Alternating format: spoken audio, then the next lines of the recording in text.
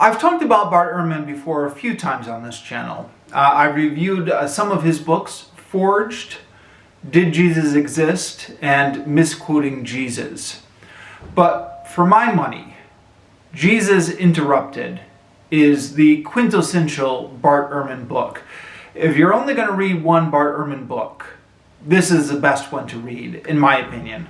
Those other three books I mentioned have some interesting parts in them, but they also have some dry parts and they have some flaws, and I've gone into all of that in my review of each of them, which I'll link to in the description down below. For example, Forged had some very interesting stuff in it, but it also had a lot of filler.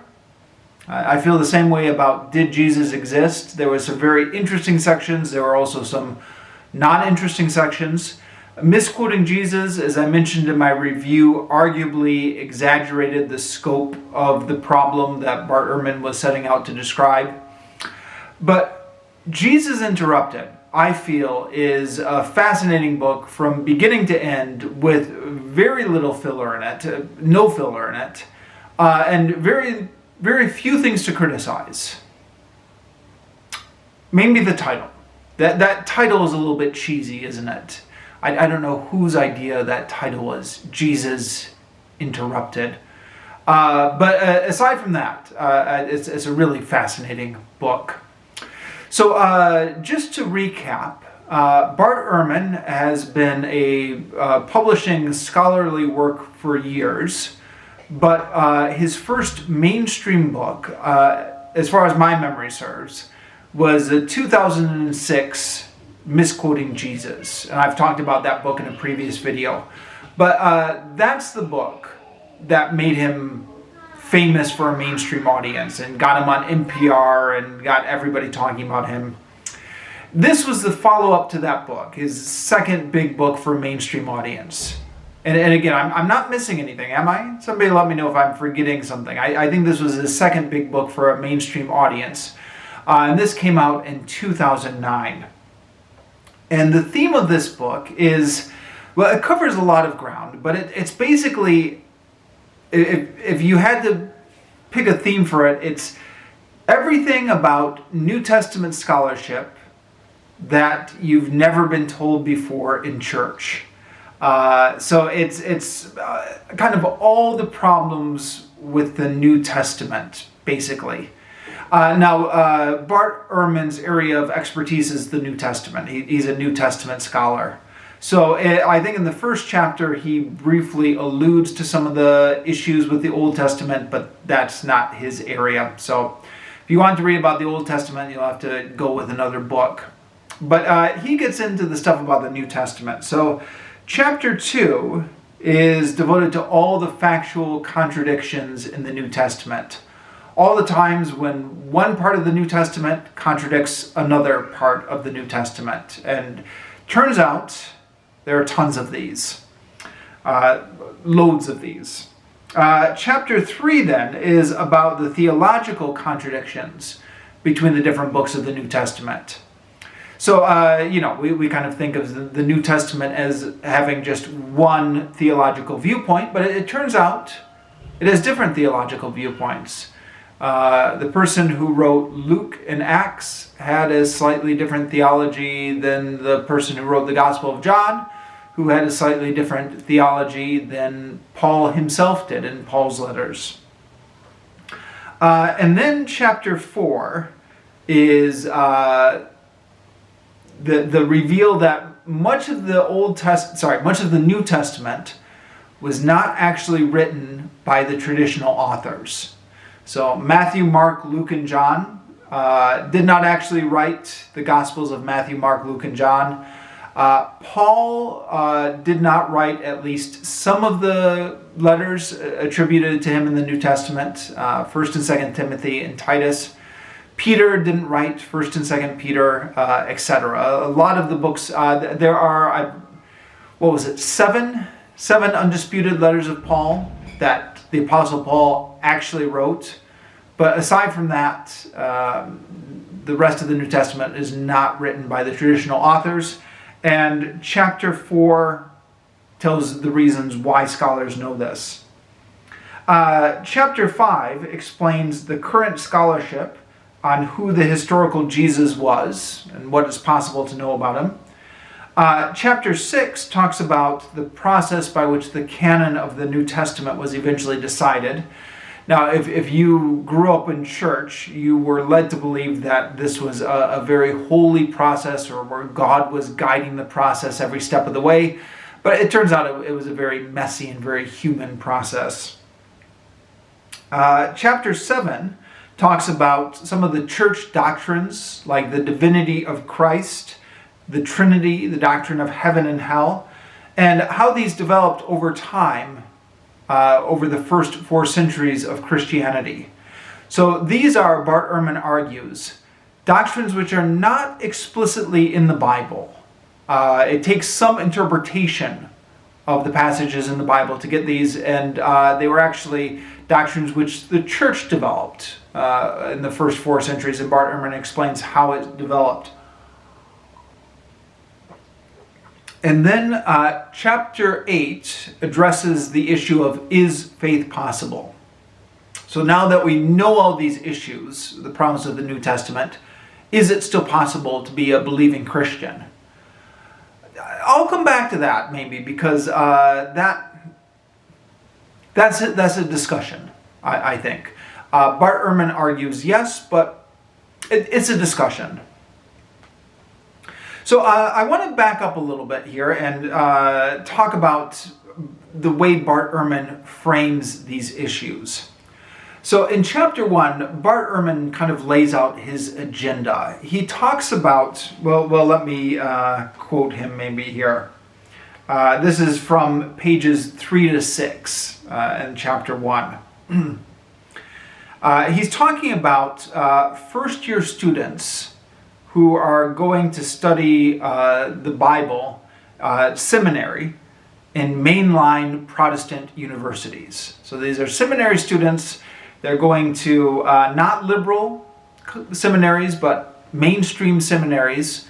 And Bart Ehrman says they are in for a rude awakening when they find out what the scholarship actually says about the Bible. He says, Christian students are in for a rude awakening. Mainline Protestant cemeteries in this country are notorious for challenging students' cherished beliefs about the Bible. These seminaries teach serious, hardcore Bible scholarship. They don't pander to piety. The approach taken to the Bible in almost all Protestant and now Catholic mainline seminaries, is what is called the historical critical method. A very large percentage of seminarians are completely blindsided by the historical critical method. They came in with the expectation of learning the pious truths of the Bible so that they can pass them along in their sermons, as their own pastors have done for them. Nothing prepares them for historical criticism. To their surprise, they learn, instead of material for sermons, all the results of what historical critics have established on the basis of centuries of research. The Bible is filled with discrepancies, many of them irreconcilable contradictions. Moses did not write the Pentateuch, the first 5 books of the Old Testament. Matthew, Mark, Luke, and John did not write the Gospels. There are other books that did not make it into the New Testament that at one time or the other were considered canonical. The Exodus probably did not happen as described in the Old Testament. The conquest of the Promised Land is probably based on legend. The Gospels are at odds on numerous points and contain non-historical matter. It is hard to know whether Moses actually existed and what exactly the historical Jesus taught. The historical narratives of the Old Testament are filled with legendary fabrications, and the book of Acts in the New Testament contains historically unreliable information about historically unreliable information about the life and teachings of Paul. Many of the books of the New Testament are pseudonymous, written not by the apostles, but by later writers claiming to be the apostles. And the list goes on. Now, this was my experience exactly. I was not a seminary student, but I attended a conservative Protestant college, Calvin College. They've since changed their name to Calvin University, just for marketing reasons, but the same institution. They had a seminary attached to it that was affiliated with the college, where they trained up the pastors of the denomination. Because it was a Christian college, everyone was required to take a couple religion courses. I remember Religion 101 being taught a lot of this stuff. Not everything that Bart Ehrman goes into Jesus Interrupted, certainly, but some of it. The thing that stuck with me the most, the thing that surprised me the most, was when the professor at this conservative Protestant college told us that Matthew, Mark, Luke, and John were actually not written by the apostles. That we actually don't know who wrote them, but they definitely weren't written by the apostles. And the same professor told us that Paul did not write 1st and 2nd Timothy or Titus. And I believe he told us that Peter didn't write 1st and 2nd Peter. And he talked some about the Old Testament as well, that Isaiah didn't write much of Isaiah, etc. I was not expecting to learn any of this, and it surprised me. And many a time in the years since, I've thought to myself, how strange that this just never came up before. I'd gone to church all my life, attended the sermons every Sunday. I went to private Christian schools where we studied the Bible every day as a academic subject, and nobody had told us any of this. And in fact, quite the opposite. We had been taught that the Matthew, Mark, Luke, and John wrote the Gospels. And I remember sermons where the pastor had talked about the witness of John Mark, or John Mark being the author of Mark according to church tradition, talking about Matthew's eyewitness testimony, or the Gospel of John being written by John, the beloved disciple. I remember this coming up in church sermons, and I look back on it now and I think, my pastor knew, it must have known, that Matthew, Mark, Luke, and John were actually not written at Matthew, Mark, Luke, and John, because that's the first thing one of the first things you learn in year one of seminary is the historical critical stuff. If I learned about this in Religion 101 at Calvin University, Calvin College, as it was known at the time, then I know they must have been teaching that in the seminary, because the seminary was affiliated with the college. So it struck me ever since then bizarre, this disconnect between what you learn all your life in Sunday school and church, and then all of a sudden what it turns out that the denomination actually believes once you get into the seminary. Like, which one do you want us to believe? You're giving us these two contradictory messages. And Bart Ehrman has also noted this oddity, and he talks about it in this book. He says, one of the most amazing and perplexing features of mainstream Christianity is that seminarians who learn the historical critical method in their Bible classes appear to forget all about it when it comes time for them to be pastors. They are taught critical approaches to scriptures. They learn about the discrepancies and contradictions. They discover all sorts of historical errors and mistakes. They learn all this, and yet when they enter church ministry, they appear to put it back on the shelf. Pastors, as a rule, are reluctant to teach what they learned about the Bible in seminary.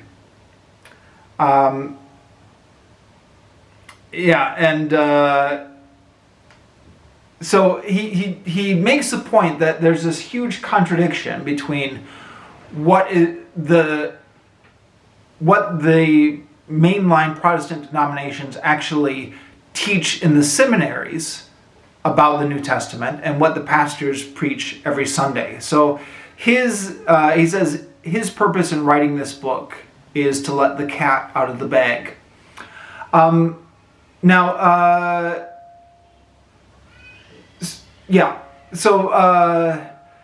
Definitely in my experience, at least insofar as the authors of the New Testament, that's something that is what was taught in conservative Protestant colleges.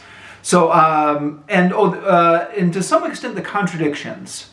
So I remember the most biggest example maybe of the contradictions, or maybe the most famous one, is the resurrection narratives. So there are 4 different resurrection narratives: Matthew, Mark, Luke, and John. Each talk about Jesus rising up from the dead after having been crucified.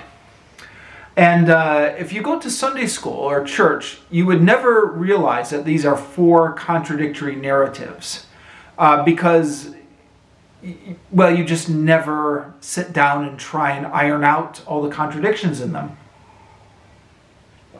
Now, in my case, I was attending private Christian schools, and I remember in 8th grade once, the 8th grade Bible teacher, who was a bit of an amateur scholar, sat us down for one lesson and actually had us map out all the contradictions between the various resurrection stories in each of the 4 Gospels.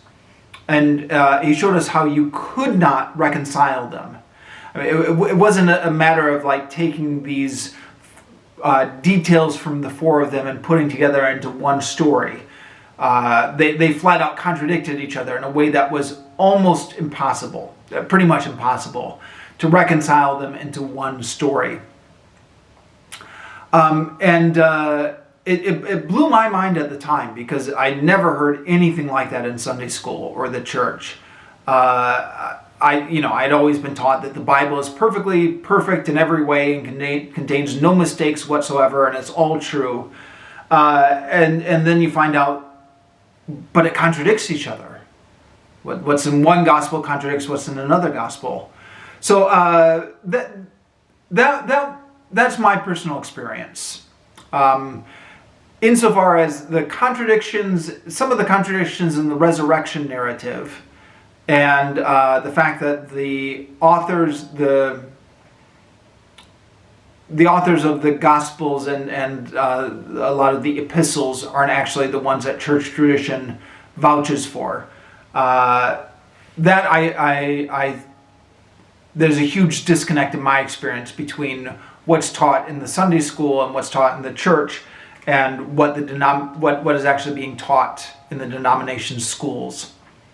I make that. I want to qualify that by saying I'm not sure that everything Bart Ehrman says in this book would be vouched for by mainline Protestant schools. Although I don't know. I never got further than Religion 101. I mean, maybe one of the more controversial things that Bart Ehrman says is that the synoptic Gospels, Matthew, Mark, and Luke, do not portray Jesus as being divine. So they portray Jesus as being the Messiah, Jesus as being a great prophet, but he's not God. He's not equivalent with God. And Bart Ehrman does a very good job of laying out how all the passages where we say, okay, Jesus is the same as God, these all come from the Gospel of John, which came much later. So there's an argument to be made that in the earliest Christian traditions, Jesus was not thought of as being God. And that only came, when was the Gospel of John? About 30 years maybe after the Synoptic Gospels were written. Now, I was checking Wikipedia right before I filmed this video. Wikipedia has an article on Jesus Interrupted. And Wikipedia said that this is something that Bart Ehrman actually changed his mind about later.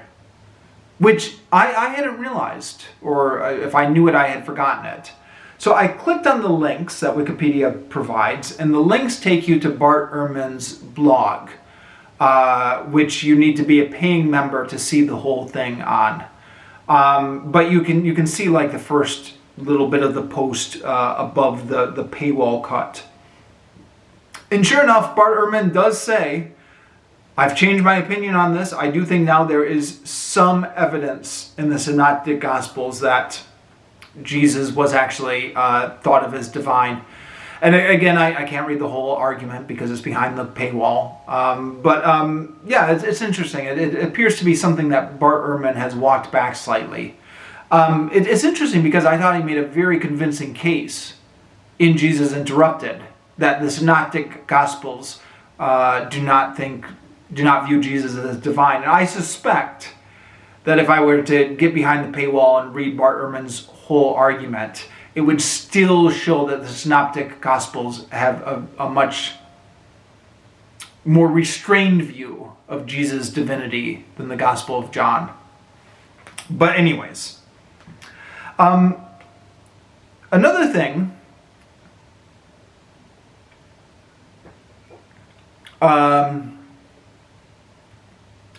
sorry, this is jumping back to a previous topic, but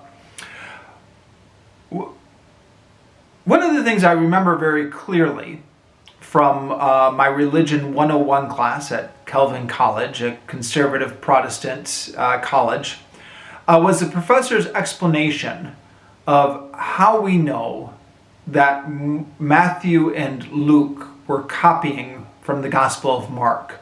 This is what's sometimes referred to as the synoptic problem.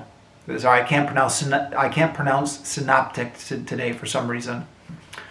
The synoptic problem. So Matthew, Mark, and Luke are the synoptic gospels, meaning they share the same view of Jesus. But the scholarship has shown that not only do they show the same view of Jesus, they're actually copying from each other because they're word for word the same in many different parts. And when you break it down, it looks like for a variety of reasons that Matthew and Luke are copying from Mark. So Mark's the original, Matthew and Luke are copying. I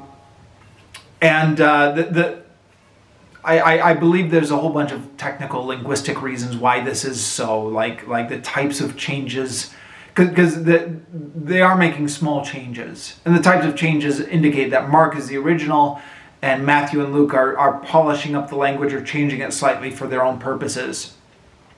But the biggest thing is just that Mark is the shortest one. So Matthew and Luke are taking what they find in Mark and adding material to it.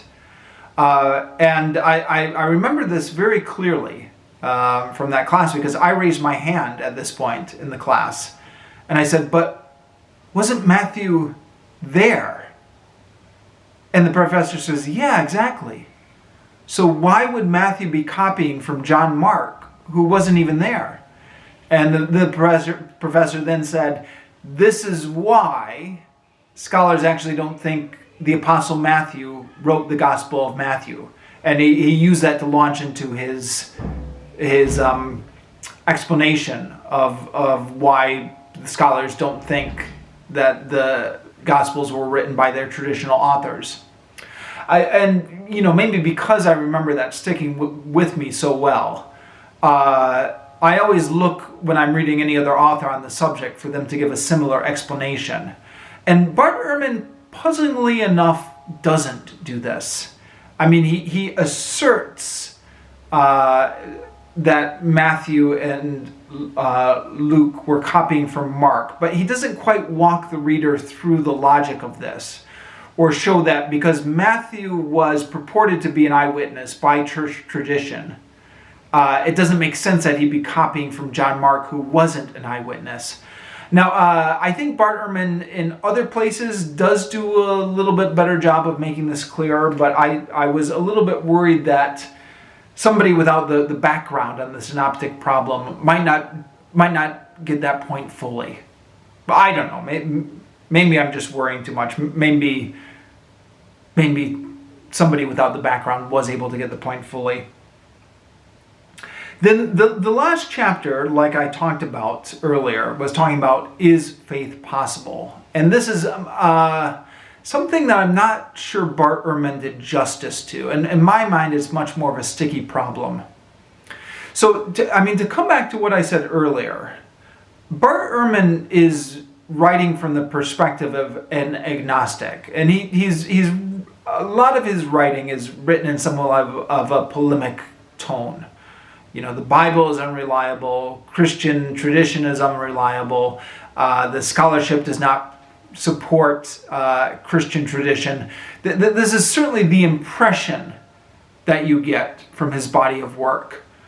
But he also will walk that back from time to time, and in a way that I don't know is maybe a little bit inconsistent, maybe. Let me know what you think. But in Jesus Interrupted, he goes back and forth between saying, look, we've got all this evidence that what you believed about the Bible wasn't reliable. But he balances that out by saying, and the Christian scholars believe so as well. And indeed, like I said earlier, the Christian scholars do largely believe so as well. It was Christian scholars who taught me a lot of this stuff at Calvin College years ago. And Bart Ehrman is careful to make the point that this knowledge doesn't necessarily invalidate the faith of Christianity, because a lot of the Christian scholars agree with everything he's saying. And so he says, unless you have kind of a very simple, childlike view of biblical inerrancy, these problems with the history of the scriptures, of the reliability of the scriptures, don't need to invalidate your faith in Christianity. It's obviously true insofar as there are a lot of Christian scholars out there who do acknowledge that there are a lot of textual problems with the New Testament or historical problems with the New Testament, but are still Christians. Now, at the time when I first learned all this, it took me a few years to absorb what I had been taught, and I also had a long journey through stuff. But I eventually just had a lot of trouble reconciling the problems with the New Testament with what I had been brought up with in the church, and the sermons every Sunday where you're taught that the Bible is a perfect document and there's, everything's perfect.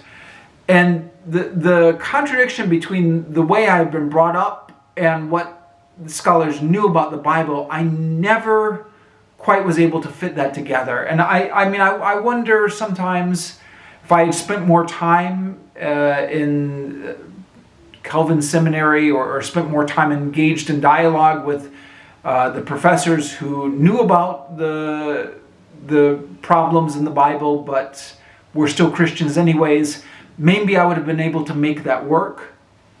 But I never found a way around it intellectually myself. It just seemed to me that, well, if there are problems with the Bible, then maybe there's problems with the doctrine.